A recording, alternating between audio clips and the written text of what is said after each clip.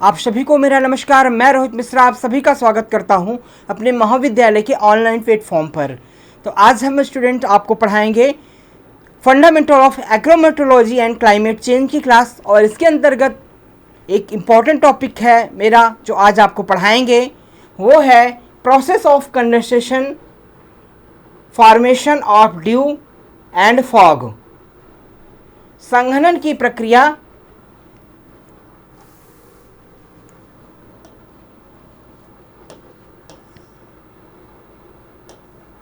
संघनन की प्रक्रिया, ओस और कोहरे का बनना। ठीक है, ये काफ़ी इंपॉर्टेंट टॉपिक है। आपसे पूछा जाता है कि कंडेंसेशन की क्या है, व्हाट इज़ द कंडेंसेशन, यानी संघनन क्या है और संघनन की जो प्रक्रिया है उसे किसे कहते हैं। ठीक है, संघनन क्या है, संघनन की प्रक्रिया कैसे होती है, या संघनन की प्रक्रिया क्या होती है।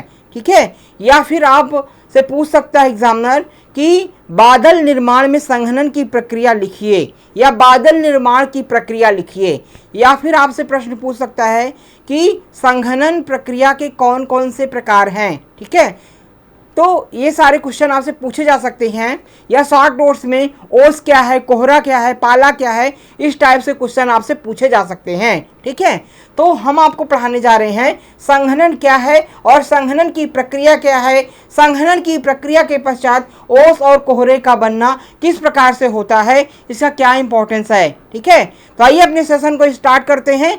बिल्कुल आप सभी मेरे साथ जुड़ जाएं। हम बात करेंगे स्टूडेंट संघनन की कि व्हाट इज द संघनन। ठीक है, व्हाट इज द कंडेंसेशन। तो संघनन यानी कंडेंसेशन ओस, ड्यू और कोहरे, फॉग का निर्माण प्रकृति की अत्यंत महत्वपूर्ण प्रक्रिया है जो जल चक्र, वाटर साइकिल और मौसम विज्ञान, मेट्रोलॉजी से गहराई से जुड़ी हुई है। इन प्रक्रियाओं को समझना न केवल भौगोलिक अध्ययन के लिए आवश्यक है, बल्कि यह हमारे दैनिक जीवन, कृषि, पर्यावरण और जलवायु को समझने में भी सहायक होता है। ठीक है, तो संघनन प्रक्रिया के कई सारे जो है वो प्रकार हैं, जैसे ओस का बनना, कोहरे का बनना, ठीक है, बादल का बनना, पाला का बनना, ये सारे संघनन प्रक्रिया के भाग होते हैं। इनका महत्व जो है वो हमारे कई प्रकार से होता है। हमारे दैनिक जीवन में इनका इंपॉर्टेंस है, हमारे पर्यावरण में इनका इंपॉर्टेंस है, हमारे एग्रीकल्चर में इनका इंपॉर्टेंस है। तो कई प्रकार से इनका महत्व जो है वो बढ़ जाता है। ठीक है, आइए तो इसका जो है वो हमारे वाटर साइकिल में यानी कि जल चक्र में और हमारे मेट्रोलॉजी में, ठीक है, जल चक्र में और मौसम विज्ञान में भी इनका बहुत ही ज़्यादा जो है वो महत्व होता है। ठीक है, तो इनका अध्ययन करना जो है वो हमारे लिए बहुत ही आवश्यक जो है वो होता है मेट्रोलॉजी में। अगर हम बात करें कि संघनन क्या होता है, इसकी प्रक्रिया क्या होती है, तो संघनन क्या होता है, संघनन वह प्रक्रिया है जिसमें जल वाष्प यानी वाटर वेपर ठंडी होकर के द्रव लिक्विड में परिवर्तित हो जाती है। यह वाष्पीकरण इवेपोरेशन की विपरीत प्रक्रिया है, जब वायु में उपस्थित जल वाष्प का तापमान घटता है और वह अपने ओसांक यानी ड्यू पॉइंट तक पहुंचती है, तो वह जल की सूक्ष्म बूंदों में बदल जाती है। ठीक है, अगर हम संघनन प्रक्रिया की बात करें तो मैं पहले ही बता चुका हूं आपको कि एक होता है वेपर प्रेशर। वेपर प्रेशर क्या होता है, ठीक है, कि वेपर यानी हवा पर जो है वो हवा जो है वो पानी के कणों को लेकर के चलती है एक हवा के ऊपर। ठीक है, एयर में जल के वाष्प को धारण करने की क्षमता होती है, और ये जल वाष्प एक प्रकार का प्रेशर बनती है, प्रेशर कॉज करते हैं, इसे वेपर प्रेशर कहते हैं। तो इस प्रकार से होता क्या है कि ये जो वाष्प होती है ये कहाँ से मिलती है, यानी कि जल की जो वाष्प होती है ये नदियों से, तालाबों से, समुद्र से, ठीक है, पेड़ पौधों पर जो वाष्पीकरण की प्रक्रिया होती है उसके पश्चात ये वाष्प के रूप में जल उड़ करके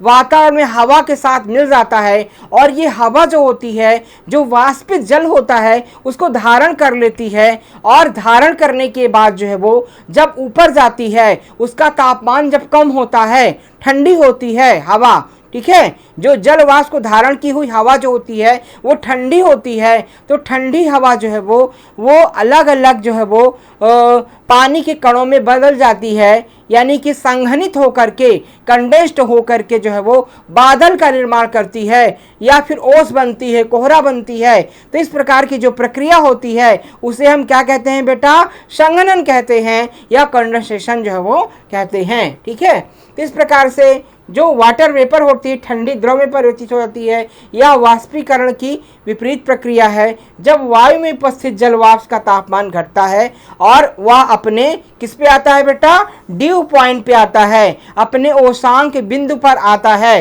तक पहुंचती है, तो वह जल की सूक्ष्म बूंदों में बदल जाती है। ठीक है, जल की सूक्ष्म बूंदों में क्या होती है, बदल जाती है, जिसे हम कंडेंसेशन जो है वो कहते हैं। ठीक है, संघनन की आवश्यक शर्तें क्या होती हैं। ठीक है, इसेंशियल कंडीशंस फॉर कंडेंसेशन जो होती हैं, संघनन होने के लिए मुख्यतः 3 शर्तें आवश्यक होती हैं। ठीक है, संघनन होने के लिए कितनी शर्तें आवश्यक होती हैं, मुख्य रूप से 3 शर्तें आवश्यक होती हैं, जैसे कि वायु में जलवाष्प की उपस्थिति, presence of water vapour in the air. ठीक है, वायु में जलवाष्प की उपस्थिति, तो यदि वायु शुष्क है तो संघनन संभव नहीं होगा। ठीक है, अगर वायु क्या है, हवा जो होती है अगर शुष्क है, ड्राई है, तो उसमें क्या है कि संघनन संभव नहीं होगा। तापमान का गिरना यानी कि ड्रॉप इन टेम्परेचर की बात करें तो जब वायु का तापमान ओसांक तक पहुंचता है तब जलवाष्प संघनित होती है। ठीक है, तो जब वायु का तापमान जो है वो ओसांक तक पहुंचता है तब जलवाष्प क्या होती है, संघनित हो जाती है। यानी ओसांक यानी ड्यू पॉइंट पर जब हवा का जो तापमान होता है, जब हवा ऊपर जाती है और ड्यू पॉइंट पर ओसांक के बिंदु पर पहुंच जाती है, नहीं हवा का जो टेम्परेचर होता है, तापमान गिर जाता है, तो फिर क्या होता है कि जलवाष्प जो होती है वो संघनित होती है। ठीक है, संघनन नाभिक की बात करें, कंडेंसेशन न्यूक्लियाई की बात करें, कंडेंसेशन न्यूक्लियाई तो धूल कण, धुआं या अन्य सूक्ष्म कण जिन पर जलवाष्प संघनित होकर बूंदें बनाती हैं। ठीक है, तो धूल कण, धुआं या अन्य सूक्ष्म कण जिन पर जलवाष्प क्या होती है, संघनित होकर के क्या करती है, बूंदों का निर्माण करती है, उसे हम क्या कहते हैं, संघनित नाभिक कहते हैं। ठीक है, तो इस प्रकार से इसकी कई सारी जो है वो प्रक्रियाएं होती हैं संघनन की। ठीक है, तो आई होप आप बिल्कुल अच्छे से समझ गए होंगे।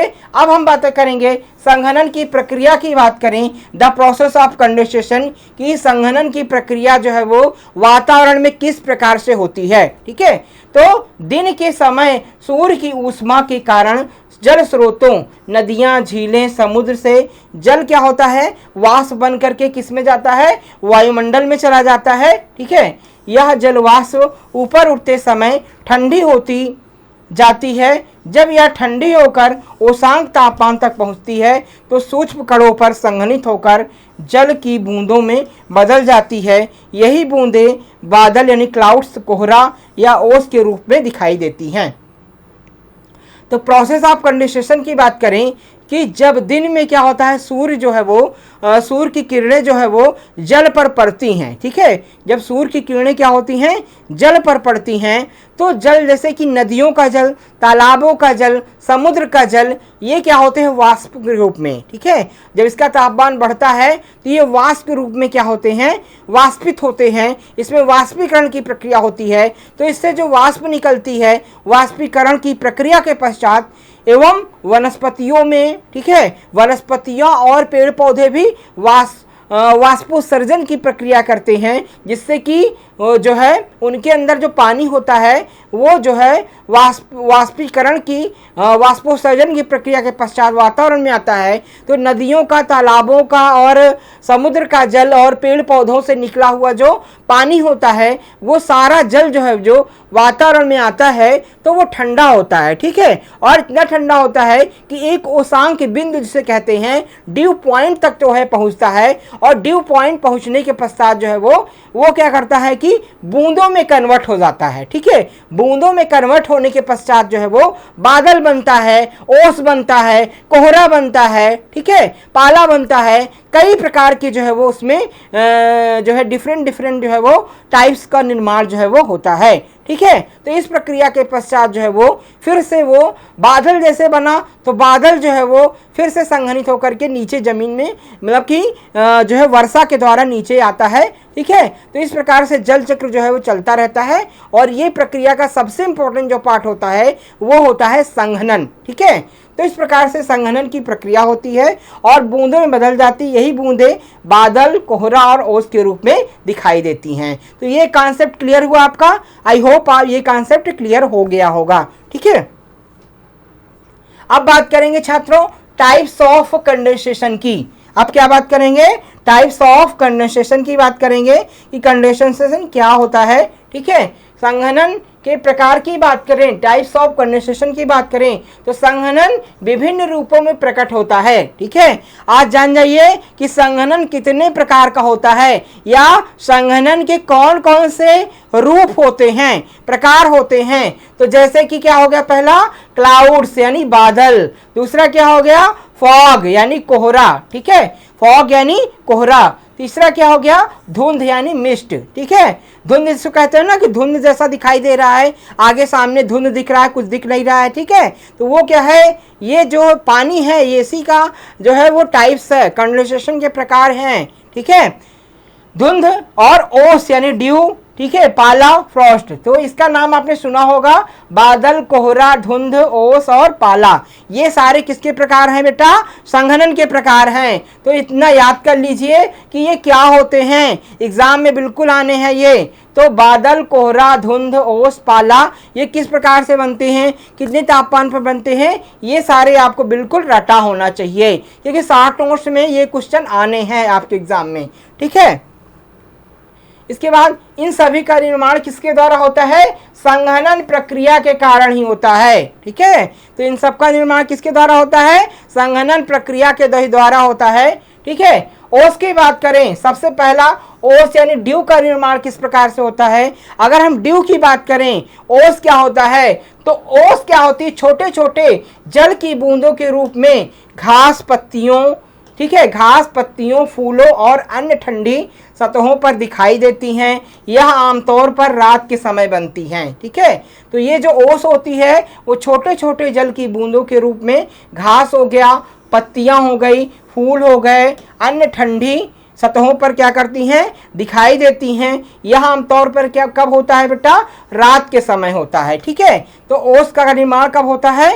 रात के समय होता है, जब ये हवा में जो है जल की मात्रा होती है वो जो है एक ओशांक बिंदु पर पहुंच जाती है, यानी एक निश्चित तापमान पर गिर जाती है, तो फिर ओस बनती है। और ओस हमें किस रूप में दिखाई देती है? हमें दिखाई देती है जाके पत्तियों पर, वनस्पतियों की पत्तियों पर या किसी सामग्री पर जो है वो वर्षा की मतलब कि बूंदों के रूप में जो है वो दिखाई देती है। ठीक है, ओस बनने की प्रक्रिया की बात करें, अगर हम बात करें ओस बनने की प्रक्रिया की, तो रात के समय पृथ्वी की सतह तेजी से अपनी ऊष्मा खो देती है, जिससे सतह का तापमान कम हो जाता है। जब सतह का तापमान ओशांक यानी ड्यू पॉइंट से नीचे चला जाता है तो उसके संपर्क में आने वाली वायु भी ठंडी हो जाती है। इस ठंडी वायु में उपस्थित जल वाष्प संघनित होकर के जल की बूंदों में बदल जाती है और सतह पर जमा हो जाती है। इसे क्या कहते हैं?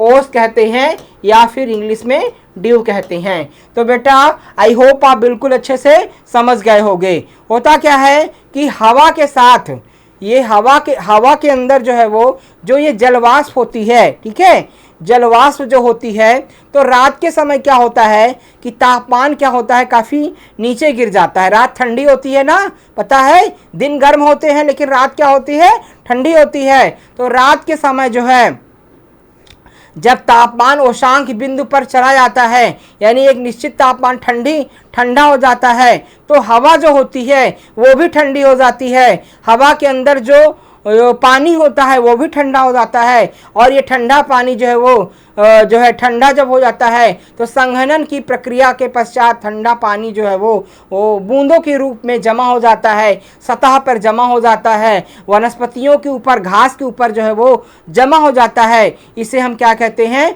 ओस कहते हैं या फिर ड्यू कहते हैं। ठीक है, तो इस प्रकार से जो है वो जो जल वाष्प होती है वो संघनित होकर के जल की बूंदों में बदल जाती है, जिसे हम क्या कहते हैं? ओस कहते हैं। आई होप आप बिल्कुल अच्छे से समझ गए होंगे। ओस बनने की प्रक्रिया की बात करें, ओस बनने की अनुकूल परिस्थितियां क्या होती हैं? ठीक है, एडाप्टेशन कंडीशंस क्या होती हैं? अनुकूल परिस्थितियां क्या होती हैं? कि ओस बनने के लिए निम्नलिखित परिस्थितियां आवश्यक होती हैं। ठीक है, ओस बनने के लिए कौन सी प्रक्रिया होती हैं? कई सारे प्रोसेस जो है वो आवश्यक होते हैं। साफ आकाश, क्लियर स्काई, बादलों के अभाव में पृथ्वी तेजी से ठंडी होती है। ठीक है, बादलों के अभाव में पृथ्वी क्या होती है? तेजी से ठंडी होती है। शांत वायु यानी काल्म एयर, तेज हवा होने पर वायु का मिश्रण होता रहता है, जिससे संघनन कम होता है। ठीक है, तो ये सारे जो है वो इसके अंदर होते हैं। हाई ह्यूमिडिटी की बात करें, वायु में अधिक जलवाष्प होने से ओस बनने की संभावना बढ़ती है। लंबी रातें, सर्दियों में लंबी रातों के कारण अधिक समय तक ठंडक जो होती है बनी रहती है। तो इसका कहने का मतलब क्या है छात्रों? कि ओस बनने की कई सारी अनुकूल परिस्थितियां होती हैं, जैसे कि साफ आकाश। अगर साफ आसमान होगा तो फिर ये जो है पृथ्वी तेजी से ठंडी होगी, और जब ठंडी होगी तो उसमें ओस का निर्माण होगा। शांत वायु होगी, यानी शांत अगर हवा होगी, हवा का बहाव जो होगा वो कम होगा, तो हवा के अंदर जो जल वाष्प जो मौजूद होती है वो ठंडी होगी और ओस का निर्माण हो जाएगा। ठीक है, उच्च आर्द्रता, जब आर्द्रता का अधिक मतलब कि वायु में नमी की मात्रा अधिक होगी तो फिर ओस का निर्माण अच्छा होगा। ठीक है, लंबी रातें, जब लंबी रातें अधिक होती हैं तो ठंडक अधिक होती है। ठीक है, जिससे कि ओस बनने की प्रक्रिया भी ज़्यादा होती है। तो ये सारी कंडीशंस हैं ओस के निर्माण में। ठीक है, तो लंबी रातें कब होती हैं बेटा? सर्दियों में होती हैं। ठीक है, सर्दियों में जब लंबी रातें होती हैं सर्दी में, तो फिर ओस का बहुत ज़्यादा गिरता है। ठंडियों में देखिए कि बिल्कुल जो है भीगा हुआ रहता है, जैसे लगा है कि पानी बरसा हुआ है। ठीक है, जैसे लगता है कि बरसात हुई हो। तो ओस काफ़ी ज़्यादा कब पड़ती है? सर्दियों में। ठीक है, गर्मियों में देखेंगे तो ओस बहुत कम ही पड़ती है, क्योंकि नमी की मात्रा जो होती है वातावरण में कम होती है, वातावरण शुष्क होता है। लेकिन सर्दियों में ह्यूमिडिटी हाई होती है और नमी की मात्रा वातावरण में अधिक होती है, जिससे ओस अधिक गिरती है और लंबी रातें होती हैं। ये सारे इसके कारण हैं। ठीक है, ओस का महत्व की बात करें, द इम्पोर्टेंस ऑफ ड्यू की बात करें, द इम्पोर्टेंस ऑफ ड्यू। ठीक है, कृषि के लिए लाभदायक या फसलों में को नमी प्रदान करती है। ठीक है, कृषि के लिए लाभदायक की बात करें या फसलों को नमी प्रदान करती है। शुष्क क्षेत्रों में जल का एक स्रोत है। ठीक है, ओस का महत्व की बात करें तो यह कृषि के लिए लाभदायक है और यह फसलों को नमी प्रदान करती है। शुष्क क्षेत्रों में जल का एक स्रोत होता है, पौधों की वृद्धि में सहायक होता है। ठीक है, तो जैसे कि कृषि में इसका बहुत अच्छा महत्व है, मतलब कि पौधों में से सिंचाई अगर कम हुई है लेकिन ओस गिरती है अगर, तो सिंचाई की आवश्यकता कम होती है, मतलब आवश्यक नमी जो है वो पौधों को ओस के कारण जो है वो मिलती रहती है। शुष्क क्षेत्रों में जल का एक स्रोत होता है, कृषि के लिए लाभदायक है। ठीक है, पौधों की वृद्धि और विकास में सहायक होता है। ठीक है, ओस पड़ती है तो पौधों की वृद्धि एक अच्छी होती है, वेजिटेटिव पार्ट्स इनके अच्छे विकसित होते हैं। ठीक है, तो इस प्रकार से ये लाभदायक होती है। बात करेंगे कोहरा की। अभी तक हमने किसकी बात की? आपको बताया, ओस की बात की। हम कोहरा की बात करें तो कोहरा निर्माण कैसे होता है, फॉर्मेशन ऑफ फॉग की बात करें, वेरी वेरी इंपॉर्टेंट। ठीक है, आपके एग्जाम में कई बार आ चुका है कि कोहरा क्या होता है। कोहरे के निर्माण की प्रक्रिया की बात करें तो कोहरा क्या है? कोहरा एक प्रकार का बना बादल होता है जो पृथ्वी की सतह के पास बनता है। यह वायुमंडल में निलंबित सूक्ष्म जल बूंदों का समूह होता है जिससे दृश्यता विजिबिलिटी कम होती है। ठीक है, तो कोहरा एक प्रकार का क्या है, बादल होता है। जैसे कि बादल दिखता है वैसे कोहरा दिखाई देता है कि कोहरा जो है वो जब बदलता है तो फिर ये जो है सामने कुछ दिखाई नहीं देता है। ठीक है, यह पृथ्वी की सतह के पास बनता है। बादल तो ऊपर बनता है लेकिन कोहरा कहाँ बनता है, पृथ्वी की सतह के नीचे बनता है, पास बनता है। यह वायुमंडल में निलंबित जो होते हैं सूक्ष्म जल बूंदों का समूह होता है जिससे कि दृश्यता जो होती है विजिबिलिटी कम हो जाती है।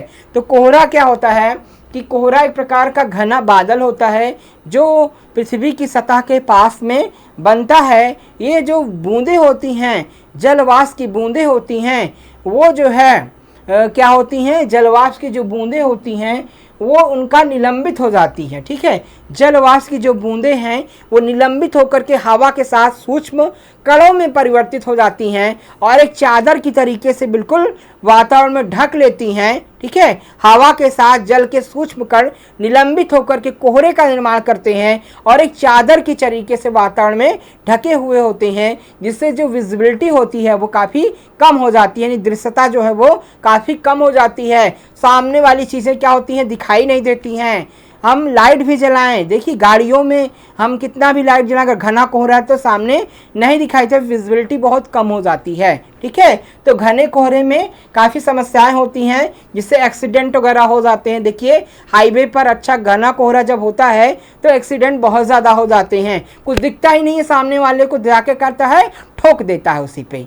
ठीक है, तो इस प्रकार से कोहरे की परिभाषा की बात करें हम, अगर डिफिनीशन ऑफ फॉग की बात करें तो जब वायु में जल वाष्प संघनित होकर सूक्ष्म जल कणों में बदल जाती है और ये कण जमीन के पास हवा में तैरते रहते हैं तो इस स्थिति को कोहरा कहते हैं। ठीक है, कोहरे की परिभाषा की बात करें, जब वायु में जो है जल वाष्प संघनित होकर सूक्ष्म जल कणों में बदल जाती है और ये कण जमीन के पास हवा में तैरते रहते हैं तो इस स्थिति को क्या कहते हैं, कोहरा कहते हैं। ठीक है, तो क्या समझ में आ गया होगा कि जो जल वाष्प संघनित होकर के सूक्ष्म जल कणों में बदल जाती है, ये जमीन के पास हवा में तैरते रहते हैं, इस स्थिति को कोहरा कहते हैं। तो अभी मैं बता चुका हूँ कि जो जल वाष्प कण होते हैं ये हवा के साथ बिल्कुल बारीक जो है छोटे छोटे कणों में फैल जाते हैं और चादर का निर्माण करने में संघनित होकर के ये हवा के साथ मिल जाते हैं तो उसे कोहरा कहते हैं। इसकी विजिबिलिटी काफ़ी कम होती है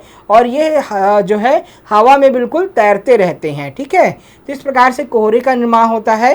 कोहरे का निर्माण की बात करें, फॉर्मेशन ऑफ फॉग की बात करें तो कोहरे के निर्माण की जो प्रक्रिया होती है, कोहरा बनने के लिए संघनन की प्रक्रिया जिम्मेदार होती है। जब वायु का तापमान क्या होता है, ओसांग तक गिर जाता है तो वायु में उपस्थित जलवाष्प सूक्ष्म कणों में संघनित होकर के हवा में ही जल की बूंदों के रूप में तैरने लगती है।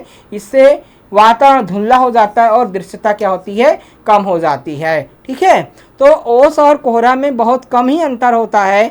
इसमें क्या होता है कि जो हवा के कण होते हैं, वाष्प के कण होते हैं, वो निलंबित होकर के हवा के साथ मिक्स हो जाते हैं और हवा के साथ बिल्कुल तैरने लगते हैं तो उसे हम कोहरा कहते हैं। इसमें विजिबिलिटी बहुत कम हो जाती है, ये चादर के रूप में पूरा जो है वो ढक लेते हैं। ठीक है, कोहरे के प्रकार की अगर बात करें, टाइप्स ऑफ फॉग की बात करें तो कोहरे के कई प्रकार होते हैं। इनमें से प्रमुख है जैसे क्या है, विकिरण कोहरा, रेडिएशन फॉग। रेडिएशन फॉग की बात करें तो यह ठंडी रातों में बनता है। रेडिएशन फॉग कब बनता है, ठंडी रातों में बनता है। पृथ्वी की सतह के ठंडा होने से वायु क्या होती है, ठंडी होती है। तो याद रखिएगा रेडिएशन फॉग जो होता है वो कब होता है, ठंडी रातों में बनता है और पृथ्वी की सतह के ठंडा होने से वायु क्या होती है, ठंडी हो जाती है। दूसरा क्या है, एडवेक्शन फॉग यानी संवहन कोहरा। तो जब गर्म और आर्द्र वायु ठंडी सतह के संपर्क में आती है, जब गर्म और आर्द्र वायु जो होती है वो ठंडी के संपर्क में आती है तो वो क्या होता है, संवहन कोहरा जो है वो कहलाता है। तीसरा है घाटी कोहरा, वैले फॉग। तो घाटियों में, ठीक है, घाटियों में ठंडी हवा के जमा होने से, घाटियों में ठंडी हवा के जमा होने से क्या होता है ठंडी हवा में जमा होने से इसे हम वैले फॉग जो है वो कहते हैं। ठीक है, वाष्पीकरण कोहरा, स्टीम फॉग। स्टीम फॉग की बात करें ठंडी हवा जो है वो गर्म जल के ऊपर से गुजरती है, ठंडी हवा जो होती है वो गर्म जल के ऊपर से गुजरती है, तो उसे हम स्टीम फॉग कहते हैं। ठीक है, अगला पॉइंट है कोहरे के बनने की परिस्थितियाँ क्या होती हैं, आइडियल क्या होती, मतलब कोहरा किस प्रकार से बनता है, अनुकूल परिस्थितियाँ क्या होती हैं, जैसे उच्च आर्द्रता, हाई ह्यूमिडिटी जो है होती है तो कोहरा अधिक बनता है, कम तापमान हो गया, शांत या हल्की हवा हो गया, प्रदूषण जो संघनन नाभि प्रदान करता है। ठीक है, तो इस प्रकार से जो है वो हवा बनने की परिस्थितियाँ होती हैं। ठीक है, कोहरे के प्रभाव की अगर बात करें कि कोहरा का क्या प्रभाव होता है, तो नकारात्मक प्रभाव की बात करें, अगर कोहरे के नकारात्मक प्रभाव की बात की जाए तो दृश्यता कम होने से सड़क, रेल, हवाई यातायात प्रभावित होते हैं और दुर्घटनाओं की संभावना क्या होती है, बढ़ जाती है। आपको पता है कि जब कोहरा अधिक हो जाता है तो दृश्यता प्रभावित होती है, सड़क हो गया, वायु मार्ग हो गया, ठीक है, हमारे सड़क हो गया, तमाम प्रकार के वाहन हो गए, और जो है वातावरण में क्या कि वायुयान जैसे हो गया, फ्लाइट्स वगैरह हो गई, और रेल यातायात क्या होता है, ये सारे यातायात क्या होते हैं, प्रभावित हो जाते हैं। बहुत ज़्यादा एक्सीडेंट होता है, देखिए ट्रेन जो है चल ही नहीं पाती हैं, बहुत धीरे धीरे चलती हैं। ठीक है, और हाईवेज़ पर बहुत सारे हादसे होते हैं। ठीक है, आपस में जो है दिखता नहीं तो एक दूसरे को क्या करते हैं, ठोक देते हैं। दुर्घटनाओं की संभावना क्या होती है, बढ़ जाती है, बहुत सारी दुर्घटनाएं हो जाती हैं। ठीक है, जो है तो टक्कर से बहुत ज़्यादा लोग प्रभावित होते हैं हाईवे पर, और पूरा यातायात क्या होता है, बाधित हो जाता है। घना कोहरा से पूरा यातायात, चाहे वायुयान हो, चाहे सड़क हो, चाहे आपका ट्रेन मार्ग हो, सारे क्या होते हैं, बाधित हो जाते हैं। जहाँ 2 घंटा लगेगा वहाँ 10-10 घंटे ट्रेनें लेट हो जाती हैं। तो ये सारी समस्याएं आती हैं कोहरे की वजह से। सकारात्मक प्रभाव की बात करें, पॉजिटिव इम्पैक्ट की, तो वातावरण में क्या होता है, वातावरण में नमी बनाए रखना। ठीक है, वातावरण में नमी बनाए रखना कुछ फसलों के लिए लाभदायक है। ठीक है, तो सकारात्मक पॉजिटिव इम्पैक्ट क्या होता है कि वातावरण में नमी को बनाए रखना कुछ फसलों के लिए लाभदायक है। ओस और कोहरे में अंतर, difference between due and fog.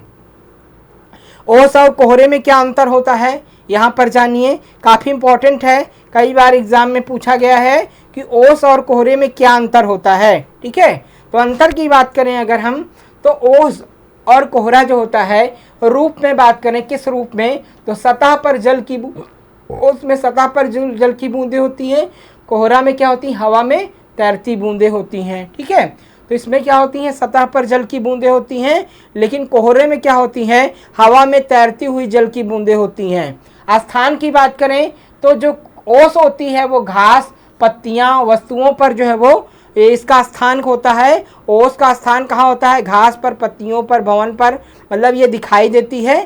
ठीक है, और ये ओहरा कहाँ होता है, वायुमंडल जमीन के पास, इसका स्थान क्या होता है, वायुमंडल में जमीन के पास जो है वो निचली सतह पर दिखाई देता है। इसकी जो दृश्यता होती है प्रभावित नहीं होती है, यानी ओस से कोई दृश्यता प्रभावित नहीं होती है, लेकिन कोहरा से क्या होती है, बहुत कम हो जाती है। ठीक है, कोहरा से विजिबिलिटी जो होती है, दृश्यता क्या होती है, बहुत कम हो जाती है। समय की बात करें तो रात या सुबह जो है वो ओस कब पड़ती है, रात पड़ती है, सुबह पड़ती है, लेकिन कोहरा जो पड़ता है किसी भी समय, अधिक या सुबह या रात। ठीक है, तो सुबह भी पड़ सकता है, रात में या दिन में, किसी भी समय जो है वो कोहरा जो है वो पड़ सकता है। ठीक है, तो ये दोनों में अंतर जो है वो होता है। संघनन, ओस और कोहरे का आपसी संबंध क्या होता है, the inter relationship condensation due and fog. तो संघनन क्या है, मूल प्रक्रिया है, जबकि ओस और कोहरा उसके परिणाम है। जब संघनन पृथ्वी की सतह पर होता है तो ओस बनती है, और जब यह वायु में होता है तो कोहरा बनता है। तो ठीक है, बेसिक कॉन्सेप्ट आप समझ लीजिए कि संघनन जो है वो ओस और कोहरा दोनों बनने की मूल प्रक्रिया होती है, उसका बेस है। ठीक है, तो इन्हीं परिणाम के अनुसार जो है संघनन का परिणाम ही ओस और कोहरा है।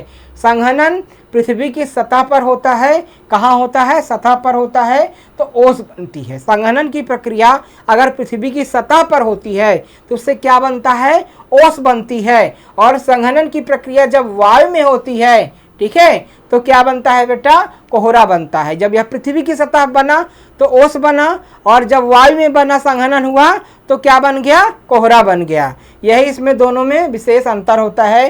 दैनिक जीवन में इसका क्या महत्व होता है, मौसम पूर्वानुमान में सहायक होता है। किसमें सहायक होता है, मौसम पूर्वानुमान में सहायक होता है कि आगे क्या होगा, ठीक है। तो मौसम की जानकारी में ये सहायक होता है। कृषि और सिंचाई में उपयोगी होता है, ठीक है। कृषि और सिंचाई में क्या होता है, काफ़ी उपयोगी होता है कि फसलों में नमी बना करके रखता है, जिससे किसान को सिंचाई की आवश्यकता जो होती है वो कम हो जाती है, ठीक है। और जल चक्र को समझने में मदद मिलती है। जो वाटर साइकिल होता है इसको समझने में भी हेल्पफुल होता है, मदद मिलती है, ठीक है।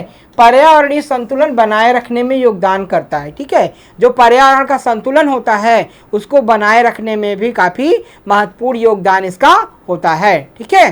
तो इस प्रकार से आज हमने आपको पढ़ाया संघनन क्या है, संघनन की प्रक्रिया क्या होती है, संघनन के प्रकार कौन कौन से होते हैं, ओस क्या है, ठीक है, ओस बनने की प्रक्रिया कैसे होती है, ओस का क्या महत्व होता है, कोहरा क्या है, कोहरा बनने की प्रक्रिया कैसी होती है, कोहरा का क्या महत्व होता है एग्रीकल्चर में। तो ये कई सारे पॉइंट पे हमने आपसे डिस्कशन किया। तो आई होप आप बिल्कुल अच्छे से समझ गए होंगे। तो इस प्रकार की क्लासेस रेगुलरली लेने के लिए आप हमसे जुड़े रहिए RBS महाविद्यालय के ऑनलाइन प्लेटफॉर्म पर। इसी के साथ हम आपसे विदा लेते हैं। आप सभी को बहुत बहुत धन्यवाद। जय हिंद।